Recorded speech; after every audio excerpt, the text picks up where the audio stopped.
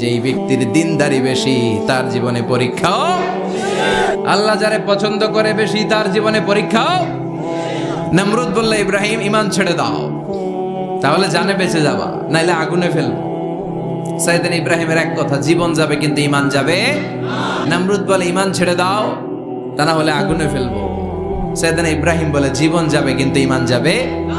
তার মানে আগুনের পরীক্ষায় পাস। চিল্লায় বলেন, আগুনের পরীক্ষায়। পরীক্ষা নাম্বার 2, একটার পর একটা পরীক্ষা নিতে আল্লাহ শুরু করলেন। আল্লাহ বললেন, ইব্রাহিম যাও, কলিজার টুকরা সন্তানকে আর হাজারকে মক্কার ধুধু প্রান্তরে ফেলে দিয়ে আসো। ওখানে মানুষ নাই, প্রাণী নাই, জনমানব শূন্য, দেখি আমার কদ্দুর ভালোবাসো। বলতে দেরি, টু শব্দ নাই, মরুভূমিতে ফেলে দিয়ে আসলেন। তার মানে পরীক্ষা নাম্বার 2তেও, কথা বলেন, 2তেও।